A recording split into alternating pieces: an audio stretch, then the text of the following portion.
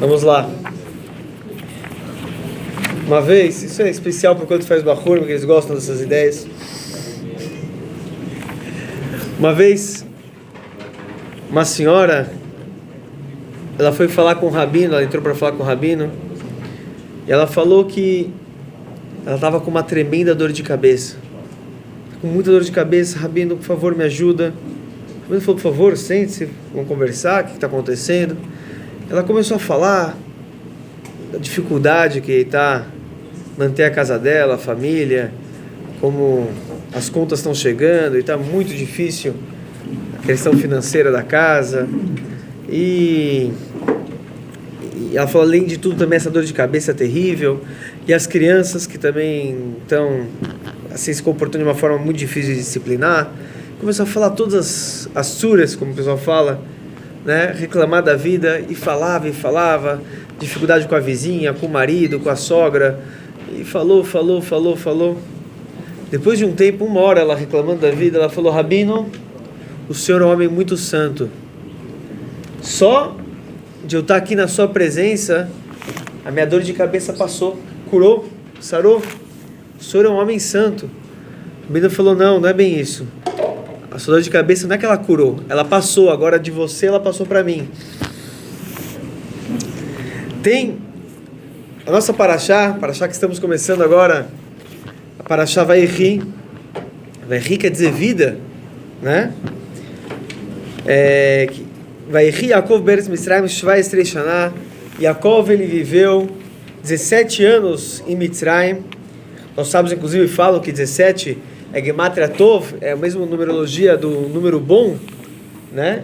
Que foi os melhores anos da vida de Yaakov, ele viveu em Mitzrayim. E o livro conta como Yaakov, logo no começo da paraxá, como ele insistiu para Yosef, para que ele fosse enterrado em Merat HaMachpelah, o túmulo onde está enterrado lá Adam Rishon, Havá, e também os nossos patriarcas, Avram, Sara, Yitzhak, Rivka, Yaakov e Leá. Rachel, como a gente vai também ver na paraxá, foi enterrada, já estava descrito antes, mas aqui o Yaakov ele lembra como ela está enterrada em Kever Rachel, que fica em Betlehem. Mas o curioso é que a paraxá Vayikri é a última paraxá do livro de Bereshit, o livro de Gênesis. Assim que se conclui, é a conclusão do primeiro dos 5 livros do Chumash da Torá. E como conclui o Chumash Bereshit? O livro de Bereshit termina com o seguinte pasuk: Vayomos Yosef, Yosef faleceu, Ben 110 Shanim, com 110 anos, Vayachantu Oto, e ele foi embalsamado, Vayisem Ba'aron Bemitzrayim, ele foi colocado num caixão no Egito. Assim que se conclui, com esse versículo, concluímos o Chumash Bereshit, o primeiro dos 5 livros da Torá. É interessante, se formos notar, geralmente todo livro, principalmente os livros de Torá, quando você pega na Guemará, no Talmud, você vai ver que todo livro, não importa o que está discutindo, quando chega a Guemará, no finalzinho, a Guemará trata geralmente de falar alguma coisa bonita e terminar com uma nota positiva, né? Você tem que terminar aquele final feliz, fazer uma nota positiva, né? Terminar como se fosse um filme hollywoodiano, né? Um filme. Quando você vê que o filme não é de Hollywood, é europeu, é quando termina todo mundo morrendo e aquela desgraça. Mas você vê que a Torá, ela sempre tenta terminar com uma nota positiva. A Guemará sempre faz isso. E mesmo o Chumash, vamos pegar, por exemplo, o Chumash Dvarim, que é o último dos livros da Torá, que fala do falecimento de Moshe Rabbeinu, não termina Moshe Rabbeinu faleceu, não é assim. Fala, Moshe Rabbeinu faleceu, obviamente, mas termina então falando que não teve ninguém, então, né, faz um elogio, né, um espelho, assim, um elogio bonito de Moshe Rabbeinu, como nunca houve um profeta tão grande como ele, que falou com Deus face a face, que fez todos os milagres. Tenta dar uma nota positiva, mesmo no falecimento de Moshe Rabbeinu, fala das grandezas de Moshe Rabbeinu. Aqui, o Chumash fala, Yosef faleceu, e ele com 110 anos, e ele foi colocado num caixão no Egito. E assim, e o que a gente faz? Quando a gente vai ler essa frase no Shabat, já está achando, todos estão convidados aqui para o Shabat, esse é um Shabat muito especial no Tiferet, né? Aqui, então já aproveitando, já convidando todo mundo, é bonito de ver essa sinagoga Tiferet vibrante, mesmo na época de férias, todo mundo aqui estudando Torá e rezando, e Shabat não vai ser diferente. Então, no Shabat, quando se conclui a leitura do Chumash Bereshit, e qualquer Chumash, quando se conclui a leitura do Chumash, a gente fala Chazak, Chazak, Venit Chazek, né? Chazak, Chazak, força, força, Venit Chazek, e vamos nos fortalecer. Como pode alguém ficar forte depois de escutar uma frase dessa, que Yosef faleceu, aquele que estava, né, sustentando todo o povo de Israel, patrocinando a vida de todo mundo, ele falece, e mais, além de tudo, ele é enterrado lá no Egito, diferente do pai dele, que logo no começo da Parashá faz questão de falar, não me deixa por aqui não, me enterra em Israel junto com os patriarcas. Yosef acabou ficando por lá, e é isso que a gente vê, essa é a força,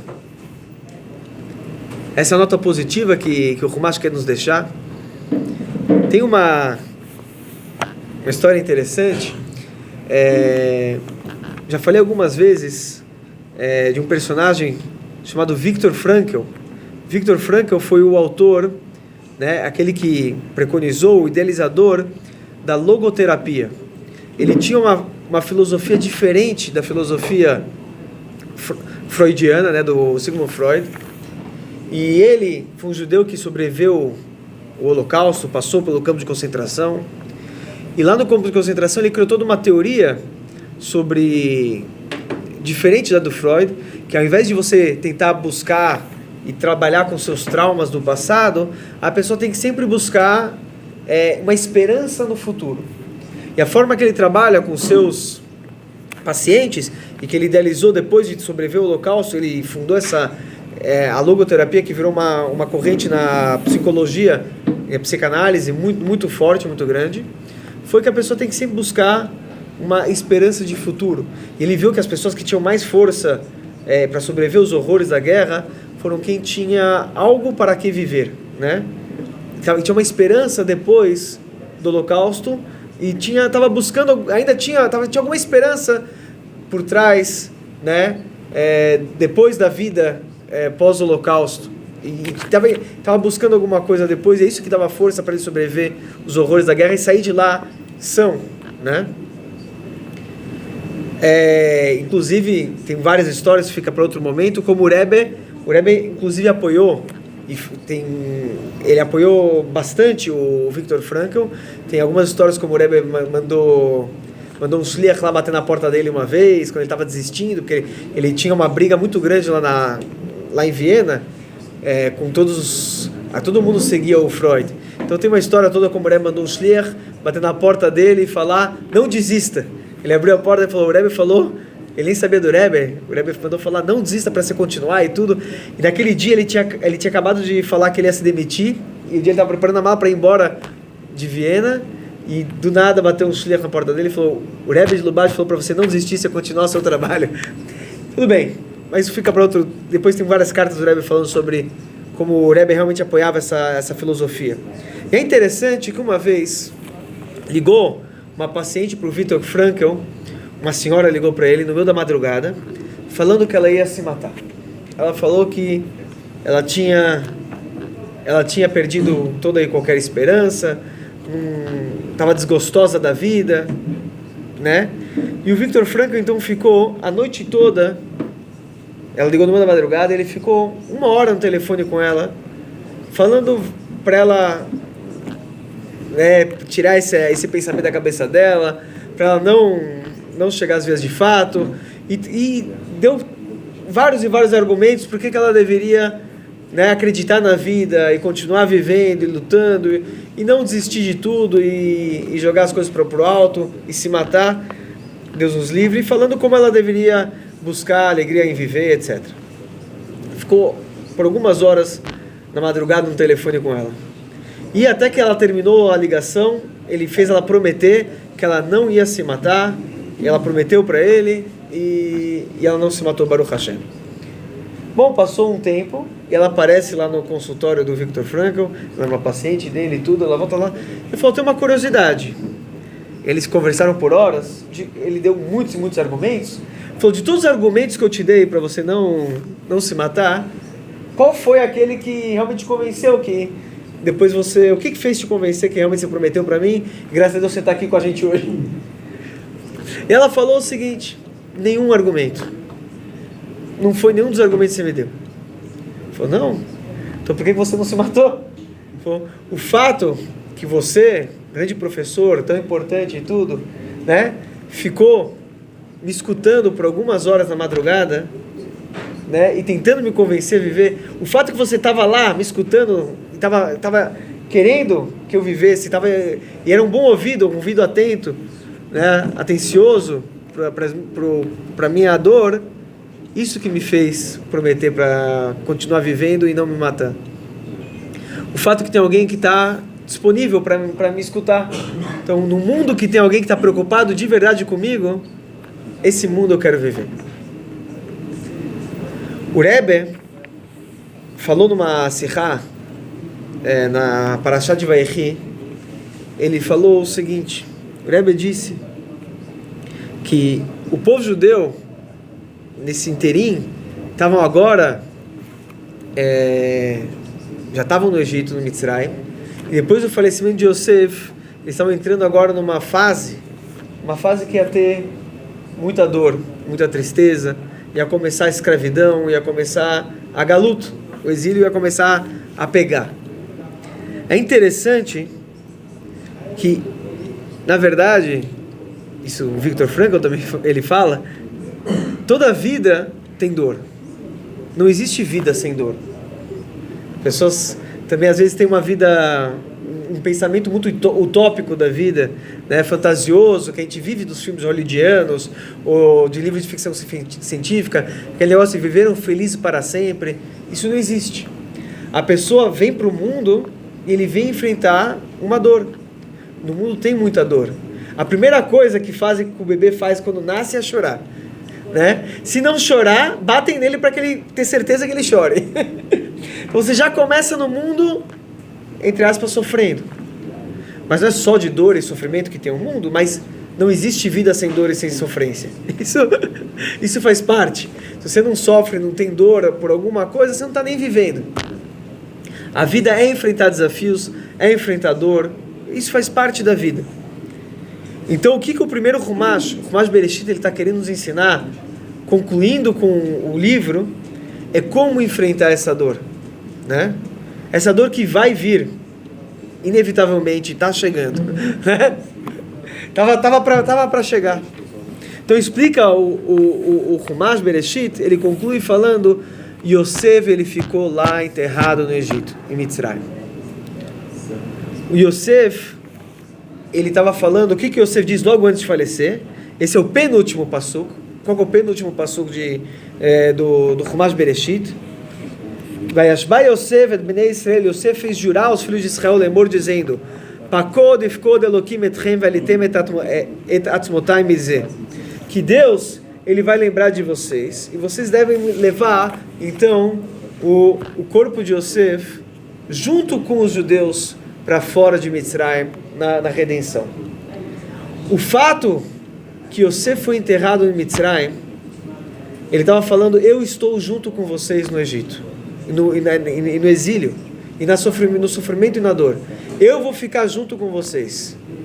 E eu sendo enterrado aqui é um sinal e é uma lembrança que vocês vão sair daqui. Que eu vou estar junto com vocês na dor e eu vou sair junto com vocês.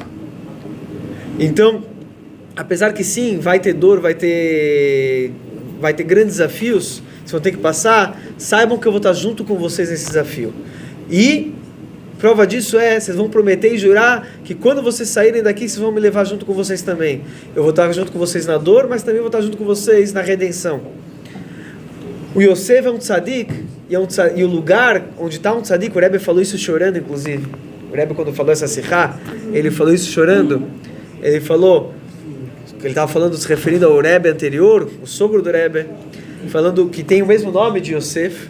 Ele falou, um tzadik Yosef, o lugar onde o tzadik está enterrado é um lugar muito kadosh. A gente sabe que o lugar onde o tzadik está enterrado está conectado, assim explicam nossos sábios, direto ao Bet HaMikdash, direto ao Kodesh HaKodashim.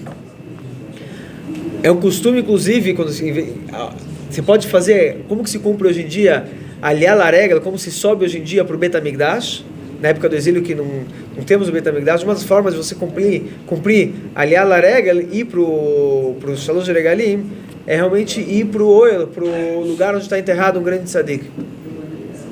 E o Rebbe falou, nós temos aqui um tzadik, no caso ele estava se referindo ao Rebbe anterior, que o nome dele é Yosef, está enterrado fora de Israel, no exílio, porque ele está esperando o dia que vai chegar Mashiach e ser levado junto com todo o povo de Israel para Yerushalayim. Então, isso aqui, na verdade, é para nos dar força e garantia, sabendo que sim, temos dor, temos muita coisa para enfrentar, temos muitos desafios, mas saiba que o tzadik está aqui junto com você. O tzadik está junto com você e a gente vai ser redimido junto com ele. Então, o tzadik dá um conforto, porque o lugar onde está enterrado um tzadik, é o lugar onde você pode fazer uma tefilá, você pode fazer uma reza, que lá a presença de Ashkenah está lá. A tefilá que você faz no lugar onde está enterrado um tzadik, está escrito, é igual você rezar no Bet HaMikdash. A Ashkenah está lá presente. Então, isso é uma nota positiva. Isso, na verdade, é uma nota de fortalecimento. Hazak, Hazak, Benit Hazek. Saber que os tzadikim estão com a gente e você tem o lugar do tzadik para você ir fazer a tefilá, para você rezar e saber que ele está esperando você rezar lá, e ele está rogando por todo o seu povo para que Mashiach chegue logo. Isso tudo nos dá força para enfrentar essa dor e os desafios, e também nos dá certeza de que seremos redimidos, assim como foi a primeira redenção, assim será também a última em breve em nossos dias. A Yom Yom de hoje, olha, hoje falei que tem tempo ainda. Vamos fazer primeiro a Yom Yom, depois talvez então podemos falar algumas coisas sobre o jejum, algumas alachot, alguns costumes do jejum. Importante falar porque há tempo. A Yom de hoje, dia 10 de TV, Tassarab TV, também de manhã jejum. Se faz o Tanit, a gente vai ler tem o jejum, a gente lê Slichot e também vai se falar vindo Malkeinu amanhã na Tefilá. Então amanhã todo mundo está convocado para vir aqui no Tiferet às 7:45, né? É uma Tefilá que vai ter, obviamente, é o jejum, mas a gente vai ler Slichot, se faz... Oi? Slichot no meio dentro da reza, então vai ser uma reza um pouco mais comprida, por isso todo mundo tem que estar aqui, e com Kriyat HaTorah, com Avinu Malkeinu, etc. Oi? Só em parênteses, Minchá vai ter também Kriyat HaTorah e Avinu Malkeinu. E leitura da Haftarah, Avinu Malkeinu. Então a gente marcou para 6:30? 6:30. Minchá 6:30 amanhã, então. O pessoal do Coelho saber Minchá amanhã 6:30, que é jejum. Bom, o Tzemach Tzedek ele respondeu uma pessoa numa audiência particular, que se está escrito Yazov Rosho Darkoi Veishov Machshavosov, uma coisa que a gente vai ler amanhã no Slichot. A gente lê esse trecho que o Rasha ele tem que abandonar o seu caminho, e o homem o pecador, né, ele vai deixar Machshavotav, os seus pensamentos. Explicou o Tzemach Tzedek, Oven, que seria o pecado, na verdade o Miloshen Oin Bechoilam, não é só Oven, que se lê Alev, Vav, Nun, mas você pode ler como o Vav, ou você pode ler o Vav como o Cholam, Oin. Onde seria, onde seria na verdade poder, força? O que Shem de Azov Rashad Arko. Então ele fala, da mesma forma que o pecador tem que deixar o seu caminho, o caminho de pecados, Zeudavar Amukhrach, isso é uma coisa óbvia que tem que fazer, né? Ele fala, e como que você faz isso? É impossível você deixar esse caminho de pecaminoso, a não ser fazendo tchuvá, o arrependimento, para você se aproximar do caminho da santidade. Da mesma forma, também assim o homem pecador ele tem que fazer o seguinte, clomar, ele tem que deixar o que quer dizer o homem pecador? É o homem que tem a ver com... Ele está traduzindo o pecado, na verdade, como força e poder. Então ele fala uma pessoa que é forte, ou seja, Bedat Atzmo, aos seus próprios olhos, ele se enxerga como alguém poderoso. Lazov machshavotava, ele tem que deixar esse tipo de pensamento. Velo yomar, e não falar ani omerkach, eu digo assim, ani soverkach, eu acho isso, que kolani, que todo eu, né?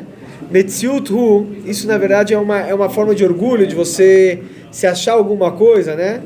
Mekor, e quando você tem esse orgulho próprio, que você se enxerga como eu, isso é Mekorará, isso é a fonte das coisas ruins. Vegorem perud levavô, isso leva à discórdia entre os corações. Eu lembro do meu Rosh Hashiva, o segundo Rosh Hashiva, na verdade, chama Yende, mas o outro Rosh Hashiva em Morristown, Rabino Vilishansky, ele falava o seguinte, que o americano tem essa questão muito forte do orgulho, né? É uma vida muito materialista nos Estados Unidos. Ele fala em inglês, como se fala eu, é o I, é a letra I maiúscula. Foi a única língua que eu vejo que o eu é maiúsculo já. Já escreve, só dá para escrever eu com o I maiúsculo. É um eu muito grande, é um grande ego, né? Muito orgulho. Isso é a fonte dos pecados, cuidado. Ele falava isso para os americanos.